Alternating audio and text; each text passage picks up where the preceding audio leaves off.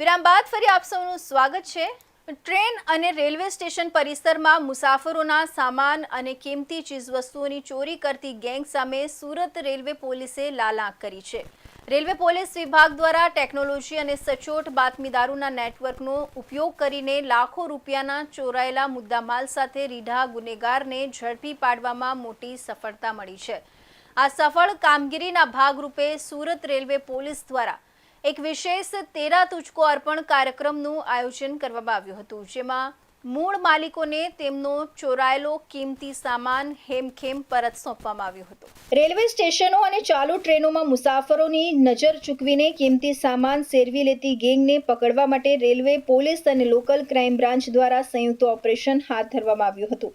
આ તપાસ દરમિયાન પોલીસે અલગ અલગ ચોરીના ગુના આચરતા શાતીર આરોપીઓની ધરપકડ કરી હતી। પોલીસે આરોપીઓની આખરી પૂછપરછ અને તપાસના અંતે તેમની પાસેથી લાખો રૂપિયાનો મુદ્દામાલ જપ્ત કર્યો હતો, જેમાં પોલીસે આરોપીઓ પાસેથી 100 ગ્રામ વજનના સોનાના 3 બિસ્કિટ જપ્ત કર્યા હતા, જેની બજાર કિંમત આશરે 45 લાખ જેટલી થાય છે।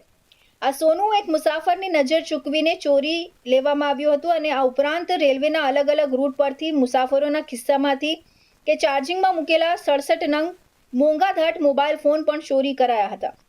પોલીસે આ તમામ ફોન રિકવર કર્યા છે, જેની અંદાજિત કિંમત 12 લાખ જેટલી થાય છે। કાયદાકીય પ્રક્રિયા અને કોર્ટની મંજૂરી બાદ સુરત રેલવે પોલીસ મથક ખાતે તેરા તુજકો અર્પણ કાર્યક્રમ યોજાયો હતો। આ કાર્યક્રમમાં જે મુસાફરોના સામાન અને મોબાઈલ ચોરી ગયા હતા તે તમામ ભોગ બનનાર નાગરિકોને ખાસ આમંત્રિત કરવામાં આવ્યા હતા। જનાલીથી સુરત આવતો હતો, મારી પાસે સંઘના 3 સોનાના બિસ્કિટ હતા, જેનું 300 ગ્રામ વજન હતું। સુરત સ્ટેશને ઉતર્યો ત્યારે લિફ્ટની અંદર કોઈ માણસે મારો ખિસ્સો કાપી લીધો અને મને જાણ થઈ તરત મેં પોલીસને રેલવે પોલીસ જાણ કરી। રેલવે પોલીસે તાત્કાલિક એના પગલાં લઈ 8 કલાકમાં તો આખું મારું જોખમ એમને મેળવી આપ્યું અને લગભગ મારા 3 બિસ્કિટની 45 થી 48 લાખ જેવી કિંમત હતી એ અમને આજે મળી ગયું છે। રેલવે પોલીસનો જેટલો બી આભાર માને એટલો ઓછો છે। બેન આવું આટલો જલ્દી આટલું વસ્તુ કામ કર્યું છે, રેલવે પોલીસનો ખૂબ ખૂબ આભાર। સુરત રેલવે પોલીસ ડિવિઝન ખાતે તેરા તુજકો અર્પણનો કાર્યક્રમ રાખવામાં આવેલો છે। એમાં ગત માસ ચોરાયેલો 45 લાખ જેટલું મુદ્દામાલનો સોનું અને 67 જેટલા ફોન, જેની કિંમત આશરે 12 લાખ થાય છે। ટોટલ 57 લાખ જેટલું મુદ્દામાલને આજે પરત કરી રહ્યા છે। આમાં જે સોનાની ચોરી થઈ હતી, જ્યારે મુસાફર ટ્રેનમાં જતા હતા, જે એમને પોતાના મંદિરમાં દાન માટે લોકો લાયા હતા, આ ચોરીને તરત જ અમે લોકો ડિટેક્ટ કરી અને નામદાર કોર્ટમાંથી હુકમ મેળવીને આજે એમના જે મૂળ માલિક છે એમને પરત કરવામાં આવેલો છે અને એમાં ખૂબ જ ખુશીની લાગણી પણ અમે જોવા મળી છે।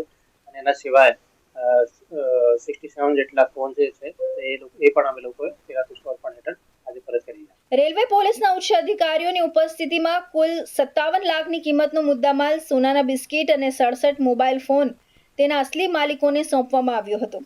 મહિનાઓ પહેલા ખોવાયેલો અને ચોરાયેલો સામાન, ખાસ કરીને લાખો રૂપિયાનું સોનું પાછું મળતા મુસાફરો ભાવુક થઈ ગયા હતા અને તેમના ચહેરા પર ખુશીની લહેર જોવા મળી હતી।